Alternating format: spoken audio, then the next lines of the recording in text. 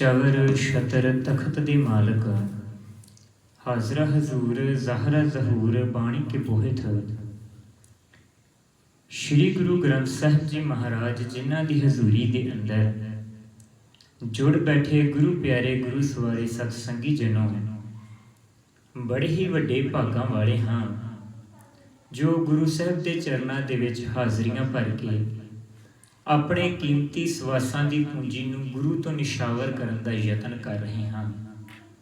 आओ जिस तरह आप सब भली भांत जानते हो कि देश विदेश के अंदर जिथे भी सिख संगतां बैठियां हन, वो आपो अपने पद्धर के उपर सिंह सभा लहर का 150 साल मना रही हैं।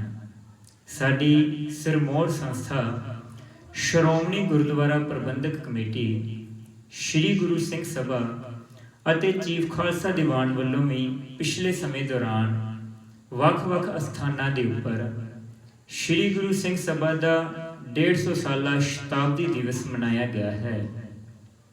ਅਤੇ एक मता पास किया गया कि क्यों ना भाई मरदाना जी गुरमत संगीत अकैडमी विखे भी इस लहर के कारण कारज ਅਤੇ मौजूदा समय विच इस लहर तो की प्रेरणा लाई जा सकती है, इस दे उपर कुछ समय वास्ते विचार चर्चा की जाए। सो आओ इस लहर के उपर विचार चर्चा करन तो पहला गुरफतेह दे नाल सांझ पाउण दा यतन करिए। कोई भी रसना वांझी न रहे, गज के आखो वाहिगुरू जी का खालसा वाहिगुरू जी की फतेह। ये लहर जो कि तकरीबन 1873 ਦੇ ਵਿੱਚ ਆਰੰਭ ਹੁੰਦੀ ਹੈ। ਇਹ ਕਹਿ ਲਿਆ ਜਾਵੇ ਕਿ 1699 ਦੀ ਵਿਸਾਖੀ ਵਾਲੇ ਦਿਨ ਜਿਹੜੀ ਕ੍ਰਾਂਤੀ ਗੁਰੂ ਕਲਗੀਧਰ ਪਾਤਸ਼ਾਹ ਆਨੰਦਪੁਰ ਸਾਹਿਬ ਦੀ ਧਰਤੀ ਤੋਂ ਆਰੰਭ ਕਰਦੇ ਹਨ, ਇਹ ਉਸੇ ਹੀ ਕ੍ਰਾਂਤੀ ਦਾ ਪੁਨਰ ਉਥਾਨ ਸੀ ਜਾਂ ਉਸੇ ਹੀ ਕ੍ਰਾਂਤੀ ਦੇ ਵਿੱਚੋਂ ਉਪਜੀ ਹੋਈ ਇੱਕ ਲਹਿਰ ਸੀ। ਕਿਉਂਕਿ ਲਹਿਰ ਦਾ ਕੰਮ ਹੁੰਦਾ ਹੈ अपनी कौम के अंदर, अपने धर्म के अंदर, अपने समाज के अंदर चिंतन ते चेतना लैके आनी। लहर चिंतन ते चेतना की मां होंदी है। किसी भी कौम के अंदर जो किसी तरह की गिरावट पैदा होती है तो उस कौम के अंदर उस कौम के सूझवान विवेक बुद्धि रखने वाले लोग एक लहर की उत्पत्ति करते हैं, जिहड़ी सारियां ही बुराइयां नूं, सारे ही कर्म कांडां नूं, उस कौम दे विच आ रही गिरावट नूं कंडियां दे उपर बहा के लै जांदी है। ते इस करके इस लहर की उत्पत्ति हुई। जदों आपां इस दे पिछोकड़ नूं जानन दा यतन करदे हां ना ते पता लगदा है कि जदों अंग्रेजी हुकूमत हिंदुस्तान के उपर अपने पैर जमा रही है, उस समय पंजाब दे विच महाराजा रणजीत सिंह दा राज भाग है। ते कारणवश जदों अंग्रेज़ों ने हिंदुस्तान के उपर कब्जा किया तो सब तो पहला उन्होंने काम किया इत्थों की सिक्ख्या अपने प्रबंध हेठ लई। हिंदुस्तानी लोग जिहड़ी सिक्ख्या प्रणाली दे विच बचे हुए सन, अंग्रेजी हुकूमत ने आउंदे सारी उस सिक्ख्या प्रणाली नूं खत्म कर दिता। अपने वालों एक सिक्ख्या प्रणाली दी जिस अधीन सारे कार्य किए जान लगे। तकरीबन 1835 दे विच एक नवीनतम सिक्ख्या प्रणाली ब्रिटिश हुकूमत वालों दी जाती है ਅਤੇ ਇਸੇ ਸਿੱਖਿਆ ਪ੍ਰਣਾਲੀ ਦੇ ਅਧੀਨ बहुत सारे ਕਾਰਜ ब्रिटिश हुकूमत वालों ਕੀਤੇ गए। ਉਹਨਾਂ ਦਾ ਸਭ ਤੋਂ ਪਹਿਲਾ ਕਾਰਜ एक जॉन वशी कैरी जिस ने 1834 ਦੇ ਵਿੱਚ, क्योंकि ਆਪਾਂ सिंह सभा लहर ਦੇ ਨਾਲ जुड़े रहना, इस करके आप उस गल के उपर रहांगे कि पंजाब दे विच सिंह सभा लहर की होंद क्यों पैदा हुई, लोड़ क्यों महसूस हुई। 1834 दे विच जॉन वशी कैरी जिहड़ा लुधियाने दे विच एक चर्च स्थापित करता है, एक प्रैस की स्थापति करता है ਅਤੇ इस दे नाल ही एक मिशनरी स्कूल की भी स्थापति हुंदी है। उसका मुख्य कारण सी कि पंजाब दे विच मिशनरी स्कूल स्थापित करके अंग्रेजी हुकूमत अपने पैर पंजाब दे विच पसारना चाहती सी। क्योंकि उस समय के दौरान महाराजा रणजीत सिंह के नाल अजिहियां संधियां हो चुकियां सन कि महाराजा रणजीत सिंह सतलुज तो परले पासे किसी भी तरह के नाल दखल अंदाजी नहीं दे सकता। ਅਤੇ अंग्रेजी हुकूमत ने भी ये विश्वास जताया कि असीं भी सतलुज तो उरले पासे किसी भी तरह की दखल अंदाजी नहीं करांगे। पर साडी बदकिस्मती ਕਿ 1839 ਦੇ ਵਿੱਚ ਸਾਡਾ ਮਹਾਰਾਜਾ ਇਸ ਦੁਨੀਆ ਤੋਂ ਚਲਿਆ ਗਿਆ। 1834 ਦੇ ਵਿੱਚ ਜਦੋਂ ਜੌਨ ਵਸ਼ੀ ਕੈਰੀ ਲੁਧਿਆਣੇ ਦੇ ਵਿੱਚ ਸਾਰਾ ਕੁਝ ਸਥਾਪਿਤ ਕਰ ਰਿਹਾ ਹੈ ਤੇ ਲਾਹੌਰ ਦੇ ਵਿੱਚ ਆ ਕੇ ਮਹਾਰਾਜਾ ਰਣਜੀਤ ਸਿੰਘ ਨੂੰ ਮਿਲਦਾ, ਕਹਿਣ ਲੱਗਾ ਕਿ ਅਸੀਂ ਲਾਹੌਰ ਦੇ ਵਿੱਚ ਇੱਕ ਮਿਸ਼ਨਰੀ ਸਕੂਲ ਸਥਾਪਿਤ ਕਰਨਾ ਚਾਹੁੰਦੇ ਹਾਂ। ਤੇ ਉਹ ਮਹਾਰਾਜਾ ਰਣਜੀਤ ਸਿੰਘ ਜਿਸ ਨੇ ਆਪਣੀ ਦੂਰ ਅੰਦੇਸ਼ੀ ਦੇ ਨਾਲ ਇਸ ਨੂੰ ਭਾਖਿਆ ਕਿ ਇਹ ਅੰਗਰੇਜ਼ ਪੰਜਾਬ ਦੇ ਅੰਦਰ ਜਦੋਂ ਆਪਣੇ ਮਿਸ਼ਨਰੀ ਸਕੂਲ ਸਥਾਪਿਤ ਕਰਨਗੇ ਤੇ ਇਸ ਦੇ ਨਾਲ ਸਾਡੇ ਸਿੱਖ ਕੌਮ ਨੂੰ ਗਿਰਾਵਟ ਵੱਲ ਜਾਣਾ ਪਵੇਗਾ, ਸਾਡੇ ਸਿੱਖਾਂ ਦੀ ਹੋਂਦ ਦੇ ਉੱਪਰ ਇੱਕ ਸਵਾਲੀਆ ਚਿੰਨ੍ਹ ਪੈਦਾ ਹੋਵੇਗਾ। ਤੇ ਮਹਾਰਾਜਾ ਰਣਜੀਤ ਸਿੰਘ ਨੇ ਉਹਨਾਂ ਨੂੰ ਲਾਹੌਰ ਦੇ ਵਿੱਚ ਕਿਸੇ ਵੀ ਤਰ੍ਹਾਂ ਦਾ ਮਿਸ਼ਨਰੀ ਸਕੂਲ ਸਥਾਪਿਤ ਕਰਨ ਦੇ ਉੱਪਰ ਰੋਕ ਲਗਾਈ। ਪਰ ਮੈਂ ਪਹਿਲਾਂ ਬੇਨਤੀ ਕਰ ਚੁੱਕਾ ਕਿ ਤਕਰੀਬਨ 1839 ਦੇ ਵਿੱਚ ਜਦੋਂ ਮਹਾਰਾਜਾ ਰਣਜੀਤ ਸਿੰਘ ਇਸ ਸੰਸਾਰ ਦੇ ਵਿੱਚੋਂ ਚਲਿਆ ਜਾਂਦਾ ਹੈ ਤੇ ਉਸ ਤੋਂ ਬਾਅਦ ਜਲਦੀ ਹੀ ਅੰਗਰੇਜ਼ ਸਭ ਤੋਂ ਪਹਿਲਾਂ ਲਾਹੌਰ ਦੇ ਵਿੱਚ ਹੀ ਆਪਣੀ ਮਿਸ਼ਨਰੀ ਸਕੂਲ, ਆਪਣੀ ਪ੍ਰੈਸ ਸਥਾਪਿਤ ਕਰਦੇ ਹਨ। ਅਤੇ ਇਸ ਦੇ ਨਾਲ ਸਿੱਖਾਂ ਦੇ ਉੱਪਰ ਕਿੱਡਾ ਵੱਡਾ ਘਾਣ ਹੋਇਆ ਕਿ ਸਾਡਾ ਮਹਾਰਾਜਾ ਦਲੀਪ ਸਿੰਘ, ਜਿਸ ਨੂੰ ਅੰਗਰੇਜ਼ ਈਸਾਈ ਮਤ ਦੇ ਵਿੱਚ ਪ੍ਰਵੇਸ਼ ਕਰ ਦਿੰਦੇ ਹਨ, ਜਿਸ ਨੂੰ ਈਸਾਈ ਬਣਾ ਦਿੱਤਾ ਜਾਂਦਾ ਹੈ, ਤੇ ਆਪਾਂ ਅਕਸਰ ਕਈ ਵਾਰ ਮਹਾਰਾਜਾ ਦਲੀਪ ਸਿੰਘ ਨੂੰ ਕੋਸਣ ਲੱਗ ਜਾਂਦੇ ਹਾਂ। ਪਰ ਮਹਾਰਾਜਾ ਦਲੀਪ ਸਿੰਘ ਦੇ ਈਸਾਈ ਬਣਨ ਦੇ 3 ਕਾਰਜ ਸਨ, 3 ਮੁੱਖ ਕਾਰਨ ਸਨ।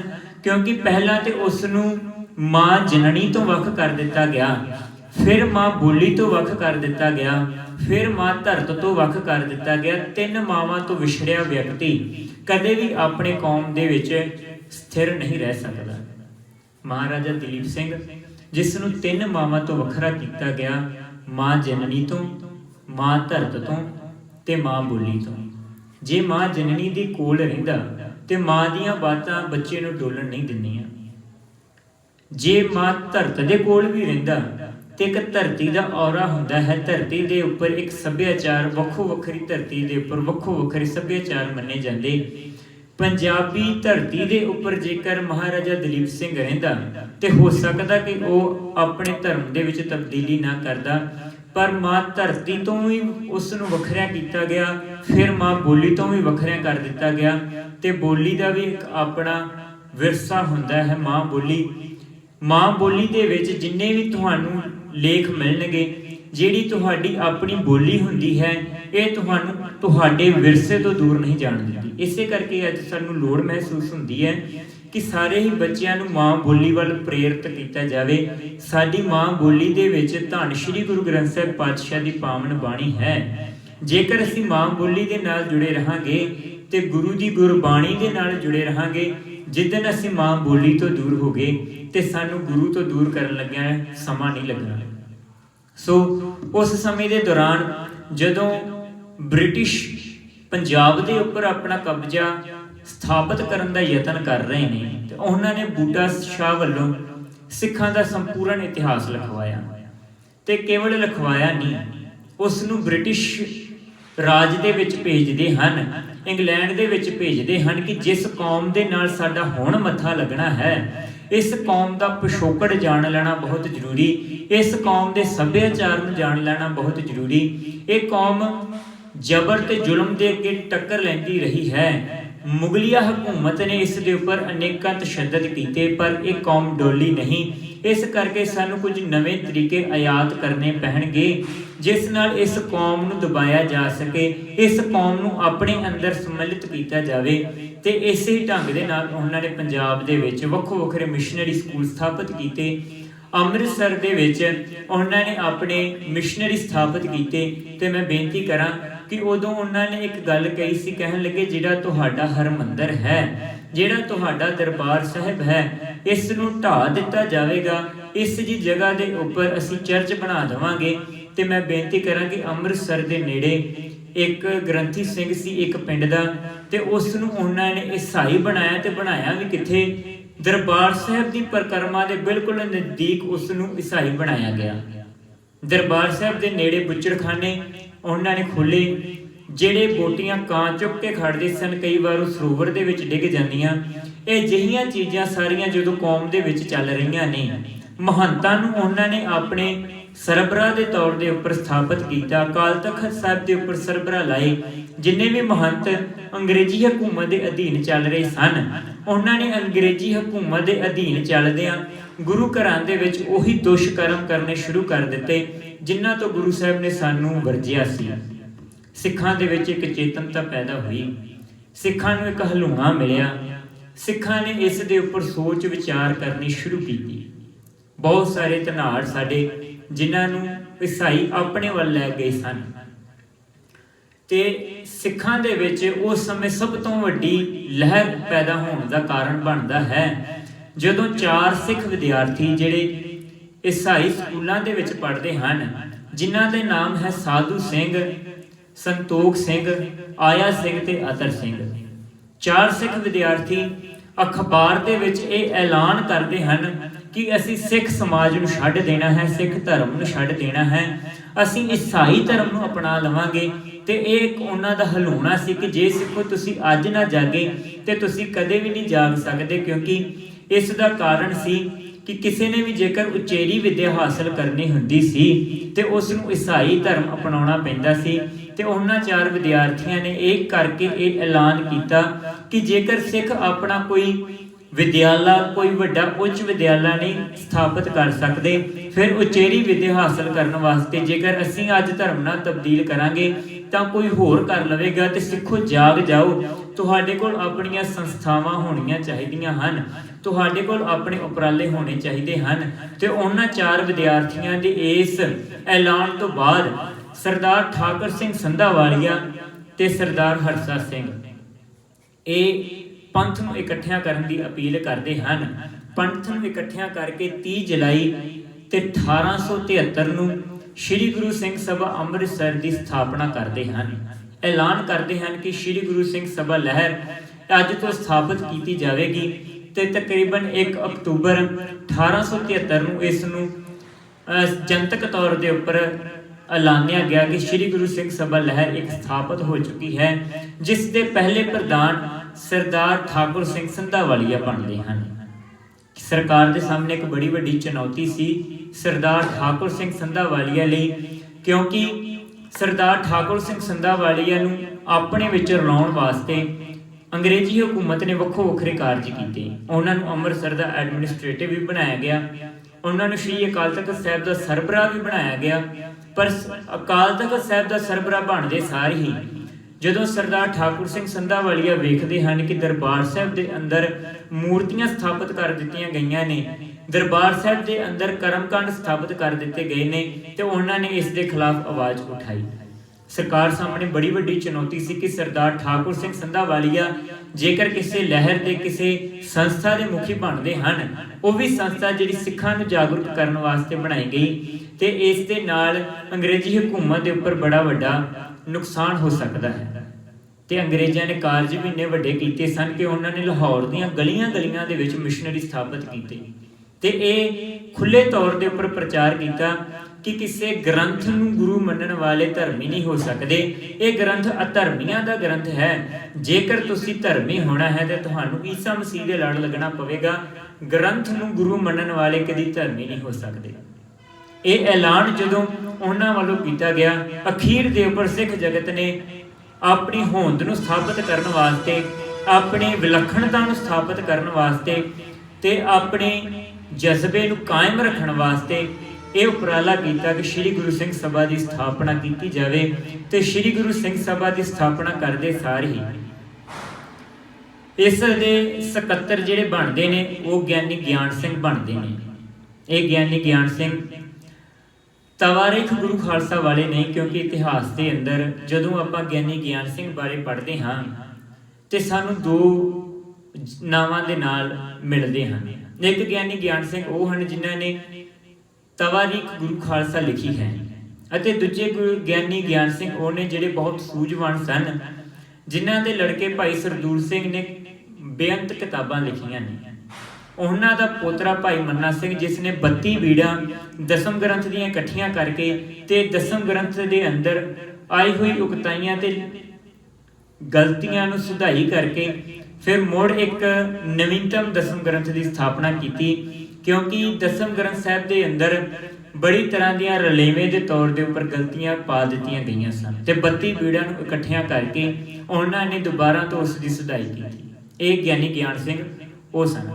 ਉਸ ਤੋਂ ਬਾਅਦ ਇਸ ਦੇ ਸਰਪ੍ਰਸਤ ਲਾਏ ਜਾਂਦੇ ਨੇ ਮਹਾਰਾਜਾ ਬਿਕਰਮ ਸਿੰਘ ਫਰੀਦਕੋਟ ਵਾਲੇ ਅਤੇ ਬਾਬਾ ਖੇਮ ਸਿੰਘ ਜੀ ਬੇਦੀ। ਇਹ ਜਿਹੜੀ ਸਿੰਘ ਸਭਾ ਅੰਮ੍ਰਿਤਸਰ ਹੈ ਉਸ ਦੇ ਸਾਰੇ ਮੈਂਬਰ ਸਨ। ਉਸ ਤੋਂ ਬਾਅਦ ਮਹਾਰਾਜਾ ਹੀਰਾ ਸਿੰਘ ਨਾਭਾ, ਇਹ ਲਾਹੌਰ ਦੇ ਜਿਹੜੀ ਬਣਦੀ ਹੈ ਸਿੰਘ ਸਭਾ ਉਸ ਦੇ ਮੈਂਬਰ ਬਣਦੇ ਹਨ। ਓਰੀਐਂਟਲ ਕਾਲਜ ਦੇ ਪੜ੍ਹੇ ਗਿਆ ਪ੍ਰੋਫੈਸਰ ਗੁਰਮੁਖ ਸਿੰਘ, ਜਿਹੜੇ ਉੱਥੋਂ ਦੇ ਵਿਦਿਆਰਥੀ ਵੀ ਸਨ ਤੇ ਉੱਥੇ ਹੀ ਪ੍ਰੋਫੈਸਰ ਦੇ ਤੌਰ ਦੇ ਉੱਪਰ ਪੜ੍ਹਾ ਵੀ ਰਹੇ ਸਨ। ਉਹ ਵੀ ਬੜੇ ਇਸ ਪੱਖ ਤੋਂ ਚਿੰਤਨ ਸਨ ਕਿ ਕਿਸੇ ਢੰਗ ਦੇ ਨਾਲ ਸਿੱਖ ਜਗਤ ਦੇ ਵਿੱਚ ਇੱਕ ਜਾਗਰੂਕਤੀ ਲਿਆਂਦੀ ਜਾਵੇ।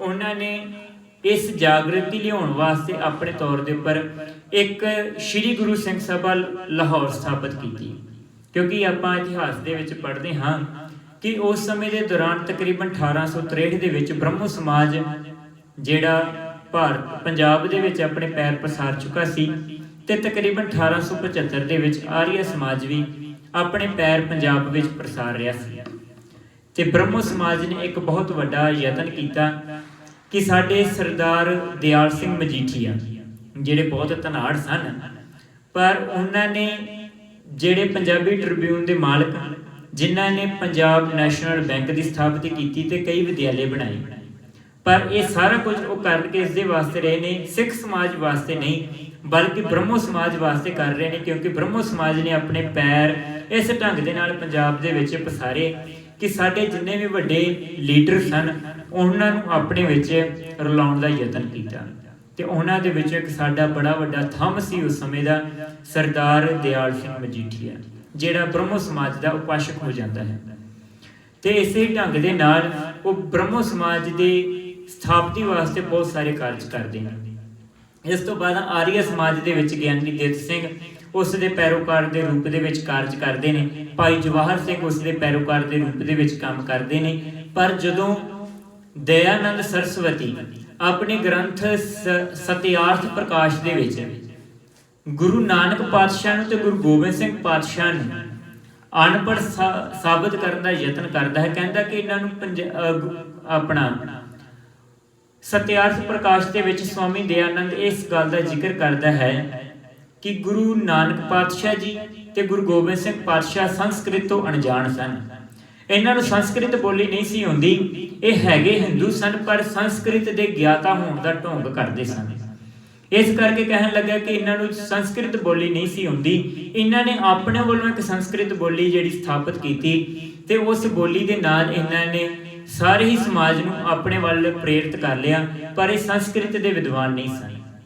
ਉਸ ਤੋਂ ਬਾਅਦ ਉਹਨਾਂ ਨੇ ਸਿੱਖਾਂ ਦੇ ਉੱਪਰ ਕਈ ਕਟਾਕਸ਼ ਕੀਤੇ, ਕਹਿਣ ਲੱਗੇ ਸਿੱਖਾਂ ਦਾ ਗ੍ਰੰਥ ਗੁਰੂ ਗ੍ਰੰਥ ਸਾਹਿਬ ਬੜਾ ਸਰਲ ਬੋਲੀ ਦੇ ਵਿੱਚ ਲਿਖਿਆ, ਸਿੱਖਾਂ ਦੇ ਗੁਰੂਆਂ ਨੂੰ ਦੇਵ ਬੋਲੀ ਨਹੀਂ ਸੀ ਆਉਂਦੀ, ਇਸ ਕਰਕੇ ਸਰਲ ਬੋਲੀ ਦੇ ਵਿੱਚ ਇਹਨਾਂ ਨੇ ਇਸ ਗ੍ਰੰਥ ਨੂੰ ਲਿਖਣਾ ਕੀਤਾ ਤੇ ਸਿੰਘ ਸਭੀਏ ਉਸ ਵੇਲੇ ਆਪਣੀਆਂ ਅਖਬਾਰਾਂ ਦੇ ਵਿੱਚ ਖਾਲਸਾ ਅਖਬਾਰ ਲਾਹੌਰ ਅਤੇ ਖਾਲਸਾ ਸਮਾਚਾਰ ਦੇ ਵਿੱਚ ਸੰਪਾਦਕੀਆਂ ਦਿਆ ਕਰਦੇ ਸਨ। ਉਹਨਾਂ ਨੇ ਇੱਕ ਸੰਪਾਦਕੀ ਦੇ ਵਿੱਚ ਇਸ ਦਾ ਜਵਾਬ ਦੇਣ ਦਾ ਯਤਨ ਕੀਤਾ, ਕਹਿਣ ਲੱਗੇ ਕਿ ਸਾਡੇ ਗੁਰੂ ਦੀਆਂ ਗੱਲਾਂ ਵੀ ਉਸ ਅਕਾਲ ਪੁਰਖ ਦੇ ਨਾਲ ਸਿੱਧੀਆਂ ਸਨ, ਇਸ ਕਰਕੇ ਸਾਡੇ ਗੁਰੂ ਨੇ ਜੋ ਗੱਲਾਂ ਉਸ ਅਕਾਲ ਪੁਰਖ ਦੇ ਨਾਲ ਸਿੱਧੀਆਂ ਕੀਤੀਆਂ ਉਸ ਨੂੰ ਸਰਲ ਭਾਸ਼ਾ ਦੇ ਵਿੱਚ ਲਿਖਿਆ ਤੇ ਕਹਿਣ ਲੱਗੇ ਜੋ ਤੁਹਾਡੇ ਰਹਿਬਰਾਂ ਨੇ ਗੱਲਾਂ ਕੀਤੀਆਂ ਉਹਨਾਂ ਦੀਆਂ ਗੱਲਾਂ ਵੀ ਸਿੱਧੀਆਂ ਨਹੀਂ ਸਨ, ਇਸ ਕਰਕੇ ਉਹਨਾਂ ਨੇ ਲਿਖਿਆ ਵੀ ਉਸ ਭਾਸ਼ਾ ਦੇ ਵਿੱਚ। ਫਿਰ ਕਹਿਣ ਲੱਗੇ ਤੁਹਾਨੂੰ ਇੱਕ ਬੰਦਾ ਲੱਭਣਾ ਪੈਂਦਾ ਕਿ ਸਾਨੂੰ ਇਸ ਦੇ ਬਾਰੇ ਆ ਕੇ ਦੱਸ ਦਿਓ। ਇਸ ਸੰਪਾਦਕੀ ਦੇ ਵਿੱਚ ਸਿੰਘ ਸਭੀਆਂ ਨੇ ਇਹ ਉਪਰਾਲੇ ਕੀਤੇ ਤੇ ਇਹੀ ਸਰਦਾਰ ਠਾਕੁਰ ਸਿੰਘ ਸੰਧਾਵਾਲੀਆ ਜਿਹੜੇ ਸਭ ਤੋਂ ਵੱਡੀ ਉਪਲਬਧੀ ਕਰਦੇ ਨੇ ਕਿ ਜਿਹੜੇ ਸਾਡੇ ਮਹਾਰਾਜਾ ਦਲੀਪ ਸਿੰਘ ਜਿਨ੍ਹਾਂ ਨੂੰ ਬ੍ਰਿਟਿਸ਼ ਰਾਜ ਦੇ ਵਿੱਚ ਈਸਾਈ ਮਤ ਦੇ ਵਿੱਚ ਆਪਣੇ ਵੱਲ ਗਲਤਾਨ ਕਰ ਲਿਆ ਗਿਆ, ਸਰਦਾਰ ਠਾਕੁਰ ਸਿੰਘ ਸੰਧਾਵਾਲੀਆ ਇੰਗਲੈਂਡ ਦੇ ਵਿੱਚ ਜਾ ਕੇ ਉਹਨਾਂ ਨੂੰ ਮੁੜ ਸਿੱਖੀ ਵੱਲ ਵਾਪਸ ਲੈ ਕੇ ਆਉਂਦੇ ਨੇ। ਬੇਸ਼ੱਕ ਮਹਾਰਾਣੀ ਜਿੰਦਾ ਦਾ ਇੱਕ ਬਹੁਤ ਵੱਡਾ ਰੋਲ ਸੀ ਤੇ ਪਹਿਲਾ ਹਲੂਣਾ ਵੀ ਮਹਾਰਾਣੀ ਜਿੰਦਾ ਹੀ ਦਿੰਦੀ ਹੈ, ਕਿਉਂਕਿ 1861 ਦੇ ਵਿੱਚ ਮਹਾਰਾਜਾ ਦਲੀਪ ਸਿੰਘ ਉਸ ਨੂੰ ਆਪਣੇ ਨਾਲ ਇੰਗਲੈਂਡ ਲੈ ਕੇ ਜਾਂਦਾ ਹੈ ਤੇ 1863 ਦੇ ਵਿੱਚ ਮਹਾਰਾਣੀ ਜਿੰਦਾ ਅਕਾਲ ਚਲਾਣਾ ਕਰ ਜਾਂਦੀ ਹੈ। ਇਸ ਕਰਕੇ ਮਹਾਰਾਣੀ ਜਿੰਦਾ ਦੇ ਨਾਲ ਜੋ ਮਹਾਰਾਜਾ ਦਲੀਪ ਸਿੰਘ ਦਾ ਵਾਰਤਾਲਾਪ ਸੀ, ਜੋ ਮਿਲਾਪ ਸੀ, ਉਹ ਬਹੁਤ ਥੋੜੇ ਸਮੇਂ ਦਾ ਸੀ। ਤੇ 11 ਮਹੀਨੇ ਤਕਰੀਬਨ ਸਰਦਾਰ ਠਾਕੁਰ ਸਿੰਘ ਸੰਧਾਵਾਲੀਆ ਇੰਗਲੈਂਡ ਦੇ ਵਿੱਚ ਰਹਿੰਦੇ ਨੇ। ਮਹਾਰਾਜਾ ਦਲੀਪ ਸਿੰਘ ਨੂੰ ਸਿੱਖ ਧਰਮ ਬਾਰੇ ਸਾਰਾ ਕੁਝ ਦੱਸਣ ਦਾ ਯਤਨ ਕਰਦੇ ਨੇ ਤੇ ਫਿਰ ਮਹਾਰਾਜਾ ਰਣਜੀਤ ਸਿੰਘ ਅਖੀਰ ਦੇ ਵਿੱਚ ਅੰਮ੍ਰਿਤਧਾਰੀ ਹੋ ਕੇ ਸਿੱਖੀ ਸਰੂਪ ਦੇ ਵਿੱਚ ਆਉਂਦਾ ਹੈ। ਪਰ ਇੱਥੇ ਮੈਂ ਬੇਨਤੀ ਕਰਾਂ, ਫਿਰ ਜਿੱਥੋਂ ਸ਼ੁਰੂਆਤ ਕੀਤੀ ਸੀ ਕਿ 3 ਮਾਵਾਂ ਤੋਂ ਉਸ ਨੂੰ ਵਿਛੋੜਿਆ ਗਿਆ ਤੇ ਉਸ ਦੀ ਮਾਂ ਜਨਨੀ ਜਦੋਂ ਪਹਿਲੀ ਵਾਰ ਮਹਾਰਾਜਾ ਦਲੀਪ ਸਿੰਘ ਨੂੰ ਮਿਲਦੀ ਹੈ, ਉਸ ਦੇ ਵਿਰਾਗ ਦੇ ਵਿੱਚ ਨੇਤਰਾਂ ਤੋਂ ਲੋ ਚਲੀ ਗਈ। ਵਿਰਾਗ ਦੇ ਵਿੱਚ ਇੰਨਾ ਰੋਈ ਹੈ ਕਿ ਉਸ ਦੀ ਅੱਖਾਂ ਦੀ ਜੋਤ ਚਲੀ ਗਈ। ਜਦੋਂ ਮਹਾਰਾਜਾ ਦਲੀਪ ਸਿੰਘ ਨੂੰ ਪਹਿਲੀ ਵਾਰ ਮਿਲਣ ਦਾ ਮੌਕਾ ਮਿਲਿਆ ਤੇ ਉਸ ਨੂੰ ਟੋਕ ਕੇ ਮਿਲਦੀ ਹੈ ਤੇ ਜਦੋਂ ਸਿਰ ਦੇ ਉੱਪਰ ਹੱਥ ਰੱਖਿਆ ਤੇ ਕੀ ਵੇਖਦੀ ਹੈ ਕਿ ਮਹਾਰਾਜਾ ਦਲੀਪ ਸਿੰਘ ਦੇ ਸਿਰ ਦੇ ਉੱਪਰ ਕੇਸ ਨਹੀਂ, ਇੱਕ ਬ੍ਰਿਟਾਨੀਆ ਵੱਲੋਂ ਜਿਹੜੀ ਦਿੱਤੀ ਹੋਈ ਟੋਪੀ ਹੈ ਉਹ ਉਸ ਦੇ ਸਿਰ ਦੇ ਉੱਪਰ ਹੈ। ਤੇ ਮਹਾਰਾਣੀ ਜਿੰਦਾ ਉਸ ਸਮੇਂ ਉੱਚੀ ਆਵਾਜ਼ ਦੇ ਵਿੱਚ ਕਹਿੰਦੀ ਹੈ, ਲੋਕੋ ਅੱਜ ਮੈਂ ਲੁੱਟੀ ਗਈ, ਮੇਰਾ ਪਤੀ ਬਗਾਵਤੀਆਂ ਵੱਲੋਂ, ਮੇਰਾ ਪਤੀ ਗਦਾਰਾਂ ਵੱਲੋਂ ਮਾਰ ਦਿੱਤਾ ਗਿਆ, ਮੈਂ ਲੁੱਟੀ ਨਹੀਂ ਸਾਂ ਗਈ, ਮੇਰਾ ਰਾਜ ਭਾਗ ਚਲਿਆ ਗਿਆ, ਮੈਂ ਲੁੱਟੀ ਨਹੀਂ ਸਾਂ ਗਈ, ਪਰ ਅੱਜ ਮੇਰੇ ਘਰ ਦੇ ਵਿੱਚੋਂ ਗੁਰੂ ਕਲਗੀਧਰ ਪਾਤਸ਼ਾਹ ਦੀ ਸਿੱਖੀ ਚਲੀ ਗਈ, ਅੱਜ ਮੈਂ ਲੁੱਟੀ ਗਈ ਹਾਂ। ਤੇ ਬਾਪੂ ਸੋਹਣ ਸਿੰਘ ਸ਼ੀਤਲ ਨੇ ਉੱਥੇ ਬਹੁਤ ਸੋਹਣਾ ਲਿਖਿਆ, ਕਹਿਣ ਲੱਗੇ ਉਸ ਮਾਂ ਦੀ ਆਵਾਜ਼ ਸੀਏ, ਉਸ ਮਾਂ ਦਾ ਹੋਕਾ ਸੀ, ਕਹਿਣ ਲੱਗੀ ਵੇ ਤੂੰ ਪੁੱਤ ਸੈਂ ਸੰਤ ਸਿਪਾਹੀਆਂ ਦਾ, ਤੇਰੇ ਗਾਤਰੇ ਸੋਹਣੀ ਕਿਰਪਾਨ ਹੈ ਨੀ, ਕੇਸ਼ ਕੜਾ ਕੰਗਾ ਕਿਰਪਾਨ ਕਸ਼ਹਿਰਾ, ਸਿੱਖੀ ਚਿੰਨ੍ਹਾਂ ਦਾ ਕੋਈ ਨਿਸ਼ਾਨ ਹੈ ਨੀ, ਚੰਗਾ ਹੁੰਦਾ ਜੇ ਧਰਮ ਤੋਂ ਜਾਣ ਦਿੰਦਾ, ਰਹਿੰਦੀ ਗੁਰੂ ਨੂੰ ਮੂੰਹ ਦਿਖਾਉਣ ਜੋਗੀ, ਰੂਹ ਤੜਫਦੀ ਸ਼ੇਰੇ ਪੰਜਾਬ ਦੀ ਨਾ, ਤੇ ਰਹਿੰਦੀ ਸ਼ਹੀਦ ਦੀ ਮਾਂ ਖਵਾਉਣ ਜੋਗੀ। ਕਹਿਣ ਲੱਗੀ ਪਿਆਰਿਆ ਤੈਨੂੰ ਈਸਾ ਦੀ ਸੂਲੀ ਤਾਂ ਯਾਦ ਰਹਿ ਗਈ, ਭੁੱਲੇ ਤਵੀਆਂ ਤੇ ਚੌਂਕੜੇ ਲਾਉਣ ਵਾਲੇ ਤੇ ਸੀਸ ਚਾਂਦਨੀ ਚੌਂਕ ਕਟਵਾਉਣ ਵਾਲੇ ਤੇ ਬੱਚੇ ਆਪਣੇ ਹੱਥੀਂ ਮਰਵਾਉਣ ਵਾਲੇ। ਕਹਿਣ ਲੱਗੀ ਭਲਿਆ ਤੈਨੂੰ ਤੇ ਸਾਰਾ ਕੁਝ ਭੁੱਲ ਗਿਆ, ਤੈਨੂੰ ਆਪਣੇ ਸਿੱਖੀ ਸਿਧਾਂਤ ਭੁੱਲ ਗਏ। ਤੇ ਮਹਾਰਾਜਾ ਦਲੀਪ ਸਿੰਘ ਨੇ ਉਸ ਸਮੇਂ ਇੱਕ ਵਾਅਦਾ ਕੀਤਾ, ਕਹਿਣ ਲੱਗਾ ਮਾਂ ਮੈਂ ਤੈਨੂੰ ਇਹ ਵਿਸ਼ਵਾਸ ਨਹੀਂ ਦਿਵਾ ਸਕਦਾ ਕਿ ਤੇਰਾ ਖੁੱਸਿਆ ਹੋਇਆ ਰਾਜ ਮੁੜ ਸਥਾਪਿਤ ਕਰ ਦੇਵਾਂਗਾ, ਮੈਂ ਤੈਨੂੰ ਇਹ ਵਿਸ਼ਵਾਸ ਨਹੀਂ ਦਿਵਾ ਸਕਦਾ ਕਿ ਤੈਨੂੰ ਮੁੜ ਉਸੇ ਹੀ ਢੰਗ ਦੇ ਨਾਲ ਰਾਜ ਭਾਗ ਦੇ ਵਿੱਚ ਲੈ ਕੇ ਜਾਵਾਂਗਾ, ਤੇਰੀ ਉਹੀ ਇੱਜ਼ਤ ਆਬਰੂ ਜਿਹੜੀ ਕਾਇਮ ਕਰਾ ਸਕਾਂ। ਪਰ ਮੈਂ ਤੇਰੇ ਨਾਲ ਇੱਕ ਵਾਅਦਾ ਜ਼ਰੂਰ ਕਰਦਾ ਹਾਂ ਕਿ ਜਿਹੜੀ ਸਿੱਖੀ ਮੇਰੇ ਤੋਂ ਦੂਰ ਕਰ ਦਿੱਤੀ ਗਈ ਮਾਂ, ਮੈਂ ਤੇਰੇ ਤੋਂ ਦੂਰ ਹੋ ਗਿਆ ਮਾਂ, ਮੈਂ ਪੰਜਾਬ ਦੀ ਧਰਤੀ ਤੋਂ ਦੂਰ ਹੋ ਗਿਆ, ਮਾਂ ਬੋਲੀ ਤੋਂ ਦੂਰ ਹੋ ਗਿਆ, ਪਰ ਮੈਂ ਤੇਰੇ ਨਾਲ ਇੱਕ ਵਾਅਦਾ ਕਰਦਾ ਹਾਂ ਕਿ ਮੈਂ ਮਰਾਂਗਾ ਉਸ ਦਿਨ ਜਿਸ ਦਿਨ ਮੈਂ ਸਿੱਖੀ ਵਿੱਚ ਦੁਬਾਰਾ ਆਪਣੇ ਆਪ ਨੂੰ ਪ੍ਰਵੇਸ਼ ਕਰਵਾ ਲਵਾਂਗਾ। ਤੇ ਇਹ ਕਾਰਜ ਸਰਦਾਰ ਠਾਕੁਰ ਸਿੰਘ ਸੰਧਾਵਾਲੀਆ ਕਰਦੇ ਨੇ। ਸਭ ਤੋਂ ਵੱਡੀ ਉਪਲਬਧੀ ਸੀ ਉਸ ਸਮੇਂ ਦੀ ਸਿੰਘ ਸਭਾ ਲਹਿਰ ਦੀ ਕਿ ਉਹਨਾਂ ਨੇ ਆਪਣਾ ਮਹਾਰਾਜਾ ਮੁੜ ਸਿੱਖੀ ਵਿੱਚ ਲੈ ਕੇ ਆਂਦਾ। ਇਸ ਤੋਂ ਬਾਅਦ 1877 ਦੇ ਵਿੱਚ ਪ੍ਰੋਫੈਸਰ ਗੁਰਮੁਖ ਸਿੰਘ ਚੌਥੇ ਪਾਤਸ਼ਾਹ ਦੇ ਪ੍ਰਕਾਸ਼ ਦਿਹਾੜੇ ਮੌਕੇ ਉਹਨਾਂ ਦੇ ਪ੍ਰਕਾਸ਼ ਸਥਾਨ ਦੇ ਉੱਪਰ ਲੈਕਚਰ ਦਿੰਦੇ ਨੇ ਤੇ ਉਹ ਸੰਗਤਾਂ ਨੂੰ ਇੱਕ ਅਪੀਲ ਕਰਦੇ ਨੇ ਕਿ ਆਓ ਆਪਾਂ ਮੁੜ ਸਿੱਖੀ ਵਿੱਚ ਵਾਪਸ ਪਰਤੀਏ। ਤੇ ਉਸ ਸਮੇਂ ਤੋਂ ਪਹਿਲਾਂ, ਕਿਉਂਕਿ ਆਪਾਂ ਇਤਿਹਾਸ ਤੋਂ ਸਾਰੇ ਜਾਣੂ ਹਾਂ ਕਿ ਸਿੰਘ ਸਭਾ ਲਹਿਰ ਤੋਂ ਪਹਿਲਾਂ ਨਿਰੰਕਾਰੀ ਲਹਿਰ ਤੇ ਰਾਧਾ ਸੁਆਮੀ ਲਹਿਰ ਵੀ ਤਕਰੀਬਨ ਚੱਲ ਰਹੀ ਸੀ, ਪਰ ਇਹ ਇੱਕ ਗੁਰੂ ਡੰਮ ਦੇ ਨਾਲ ਤੁਰ ਪਈ। ਤੇ ਉਸ ਸਮੇਂ ਸਿੰਘ ਸਭੀਏ ਇੱਕ ਸੰਪਾਦਕੀ ਦੇ ਵਿੱਚ ਲਿਖਿਆ ਕਰਦੇ ਸਨ, ਕਹਿਣ ਲੱਗੇ ਕੰਨ ਵਿੱਚ ਦੋ ਮੰਤਰ ਦੇ ਹੈ, ਫੁਣ ਆਗੇ ਹੋਕਰ ਜੋ ਲੈ ਹੈ, ਪਹਿਲਾ ਠੱਗ ਬਨਾਰਸ ਭਾਰਾ, ਦੂਜਾ ਧੋਖੇ ਵਿੱਚ ਵਿਚਾਰਾ, ਉਹ ਜਾਣੇ ਮੈਂ ਬੁੱਧੂ ਕੀਤਾ, ਉਹ ਜਾਣੇ ਮੈਂ ਗੁਰ ਧਰ ਲੀਤਾ, ਮੰਤਰ ਦਾਤਾ ਲੋਭ ਗਰਸਿਆ, ਇੱਕ ਵਿਚਾਰਾ ਪਿੰਜਰੇ ਵਸਿਆ। ਕਹਿਣ ਲੱਗੇ ਕਿ ਪਿਆਰਿਓ ਜਿਹੜੇ ਇਸ ਢੰਗ ਦੇ ਕਾਰਜ ਕਰਦੇ ਨੇ ਉਹ ਗਰਸੇ ਹੋਏ ਲੋਕ ਨੇ, ਮੂਰਖ ਲੋਕ ਨੇ, ਸਿੱਖੀ ਦੇ ਵਿੱਚ ਕਿਸੇ ਵੀ ਤਰ੍ਹਾਂ ਦਾ ਗੁਰੂ ਡੰਮ ਨਹੀਂ। ਇਹੀ ਕਾਰਨ ਸੀ ਕਿ ਜਦੋਂ ਬਾਬਾ ਖੇਮ ਸਿੰਘ ਬੇਦੀ ਅਕਾਲ ਤਖਤ ਸਾਹਿਬ ਦੇ ਨੇੜੇ ਆਪਣੇ ਗਦੇਲੇ ਲਾਉਣ ਦਾ ਯਤਨ ਕਰਦੇ ਨੇ ਤੇ ਸਿੰਘ ਸਭੀ ਉਸ ਸਮੇਂ ਖਾਲਸਾ ਸਮਾਚਾਰ ਦੇ ਵਿੱਚ ਤੇ ਖਾਲਸਾ ਅਖਬਾਰ ਦੇ ਵਿੱਚ ਇੱਕ ਲੇਖ ਲਿਖਦੇ ਨੇ, ਕਹਿਣ ਲੱਗੇ ਹੁਣ ਨਵਾਂ ਧਰਮ ਚੱਲੇਗਾ ਗਦੇਲਿਆਂ ਪੰਥੀਆਂ ਦਾ। ਕਹਿਣ ਲੱਗੇ ਗਦੇਲੇ ਪੰਥੀ ਆਪਣੇ ਤੌਰ ਦੇ ਉੱਪਰ ਆਪਣਾ ਨਵਾਂ ਧਰਮ ਚਲਾਉਣਗੇ। ਇਸ ਕਰਕੇ ਉਹਨਾਂ ਨੇ ਵੱਡੇ ਪੱਧਰ ਦੇ ਉੱਪਰ ਇਸ ਦਾ ਖਿਲਾਫਤ ਕਰਕੇ ਉਹ ਗਦੇਲੇ ਸਰੋਵਰ ਦੇ ਵਿੱਚ ਸੁੱਟੇ। ਕਹਿਣ ਲੱਗੇ ਸਿੱਖ ਜਗਤ ਦੇ ਵਿੱਚ ਪਹਿਲੀਆਂ ਲਹਿਰਾਂ ਦਾ ਵੀ ਖਤਮ ਹੋਣ ਦਾ ਕਾਰਨ ਇਹੀ ਸੀ ਕਿ ਉਹਨਾਂ ਨੇ ਗੁਰੂ ਡੰਮ ਵੱਲ ਆਪਣੇ ਆਪ ਨੂੰ ਲੈ ਕੇ ਜਾਣਾ ਕੀਤਾ। ਤੇ ਜੇਕਰ ਸਿੰਘ ਸਭੀਆਂ ਦੇ ਵਿੱਚ ਵੀ ਗੁਰੂ ਡੰਮ ਪੈਦਾ ਹੋ ਗਿਆ ਤੇ ਫਿਰ ਉਹ ਦਿਨ ਦੂਰ ਨਹੀਂ ਜਦੋਂ ਸਿੰਘ ਸਭੀਆ ਲਹਿਰ ਵੀ ਕਿਸੇ ਗੁਰੂ ਡੰਮ ਦੇ ਨਾਲ ਜਾਣੀ ਜਾਇਆ ਕਰੇਗੀ। ਇਸ ਕਰਕੇ ਗੁਰੂ ਡੰਮ ਦਾ ਸਿੱਖੀ ਦੇ ਵਿੱਚ ਕੋਈ ਥਾਂ ਨਹੀਂ। ਸੋ ਇਹ ਕਾਰਜ ਸਿੰਘ ਸਭਾ ਲਹਿਰ ਨੇ ਕੀਤੇ। ਸਭ ਤੋਂ ਵੱਡਾ ਕਾਰਜ ਜਦੋਂ ਮਹਾਰਾਣੀ ਜਿੰਦ ਕੌਰ ਨੇ ਜਿਸ ਢੰਗ ਦੇ ਨਾਲ ਆਪਣੇ ਪੁੱਤਰ ਨੂੰ ਮੁੜ ਸਿੱਖੀ ਵੱਲ ਪ੍ਰੇਰਿਤ ਕਰਨ ਦਾ ਪਹਿਲਾ ਉਪਰਾਲਾ ਕੀਤਾ। ਸਰਦਾਰ ਠਾਕੁਰ ਸਿੰਘ ਸੰਧਾਵਾਲੀਆ ਨੇ ਉਸ ਨੂੰ ਅਮਲੀ ਜਾਮਾ ਪਹਿਨਾਇਆ। ਇਸ ਨੂੰ ਮੁੱਖ ਰੱਖ ਕੇ ਸਿੰਘ ਸਭੀਆਂ ਨੇ ਇੱਕ ਕੰਮ ਸ਼ੁਰੂ ਕੀਤਾ, ਆਮ ਸੰਗਤਾਂ ਦੇ ਵਿੱਚ ਪ੍ਰਚਾਰ ਸ਼ੁਰੂ ਕੀਤਾ ਕਿ ਵੱਧ ਤੋਂ ਵੱਧ ਆਪਣੀਆਂ ਬੱਚੀਆਂ ਨੂੰ ਵੀ ਪੜ੍ਹਾਉਣ ਦਾ ਯਤਨ ਕਰੀਏ। ਉਹਨਾਂ ਨੇ 1918 ਤੱਕ 2 college, 22 high school, 38 middle school ਲੜਕੀਆਂ ਵਾਸਤੇ, 248 ਪ੍ਰਾਇਮਰੀ ਸਕੂਲ ਲੜਕੀਆਂ ਵਾਸਤੇ, ਇੱਕ ਮਹਾਵਿਦਿਆਲਾ, ਇੱਕ ਬੋਰਡਿੰਗ ਹਾਊਸ ਆਦਿ ਸਥਾਪਿਤ ਕੀਤੇ। ਕਿਉਂਕਿ ਇਸ ਦਾ ਮੁੱਖ ਕਾਰਨ ਸੀ ਖਾਲਸਾ ਕਾਲਜ ਅੰਮ੍ਰਿਤਸਰ ਉਸ ਦੀ ਜਿਉਂਦੀ ਜਾਗਦੀ ਮਿਸਾਲ ਹੈ ਕਿ ਸਾਡੇ ਸਿੰਘ ਸਭੀਆ ਲਹਿਰ ਦੇ ਵਿੱਚੋਂ ਖਾਲਸਾ ਕਾਲਜ ਸਾਡਾ ਇੱਕ ਸਭ ਤੋਂ ਵੱਡੀ ਧਰੋਹਰ ਸਿੱਖਾਂ ਨੂੰ ਦਿੱਤੀ ਗਈ, ਜਿੱਥੋਂ ਬਹੁਤ ਵੱਡੇ ਵੱਡੇ ਵਿਦਵਾਨ ਸਾਡੇ ਪੈਦਾ ਹੋਏ।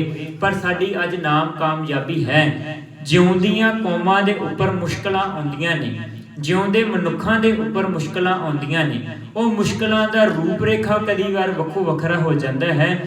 ਜਿਸ ਸਮੇਂ ਸਿੰਘ ਸਭਾ ਲਹਿਰ ਦੀ ਸਥਾਪਨਾ ਹੁੰਦੀ ਹੈ ਉਸ ਸਮੇਂ ਦੀ ਰੂਪ ਰੇਖਾ ਬਿਲਕੁਲ ਵੱਖਰੀ ਸੀ। ਅੱਜ ਉਸ ਦੀ ਉਲਟ ਸਾਨੂੰ ਕਈ ਨਵੀਂ ਤਰ੍ਹਾਂ ਦੀਆਂ ਪਰੇਸ਼ਾਨੀਆਂ ਦਾ ਸਾਹਮਣਾ ਕਰਨਾ ਪੈ ਰਿਹਾ ਹੈ। ਸਾਨੂੰ ਅੱਜ ਦੇ ਸਮੇਂ ਦੇ ਮੁਤਾਬਕ ਉਹਨਾਂ ਮੁਸ਼ਕਲਾਂ ਦਾ ਹੱਲ ਕਰਨਾ ਪਵੇਗਾ।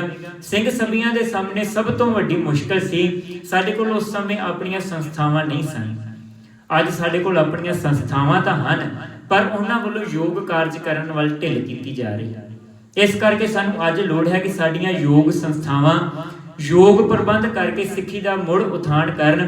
ਜਿਹੜਾ ਕਾਰਜ ਸਿੰਘ ਸਭੀਏ ਕਰਕੇ ਗਏ ਸਨ ਉਸ ਤੋਂ ਇੱਕ ਪ੍ਰੇਰਨਾ ਲੈ ਕੇ, ਕਿਉਂਕਿ ਉਸ ਸਮੇਂ ਦੇ ਵਿੱਚ ਉਹ ਕਾਰਜ ਕਰਕੇ ਗਏ ਜਦੋਂ ਸ਼ਹੀਦ ਸਿੱਖ ਮਿਸ਼ਨਰੀ ਕਾਲਜ ਦੀ ਸਥਾਪਨਾ ਕਰਨੀ ਸੀ ਤੇ 1 ਸਾਲ ਤਕਰੀਬਨ ਉਹਨਾਂ ਨੂੰ ਸੰਪਾਦਕੀਆਂ ਦੇ ਵਿੱਚ 7000 ਦਮੜੇ ਵਾਸਤੇ ਸੰਗਤਾਂ ਨੂੰ ਅਪੀਲ ਕਰਨੀ ਪਈ ਕਿ 7000 ਦਮੜੇ ਦੀ ਸਾਨੂੰ ਲੋੜ ਹੈ ਤੇ 7000 ਦਮੜੇ ਵਾਸਤੇ ਤਕਰੀਬਨ 1 ਸਾਲ ਉਹਨਾਂ ਨੂੰ ਅਪੀਲ ਕਰਦੇ ਰਹਿਣਾ ਪਿਆ।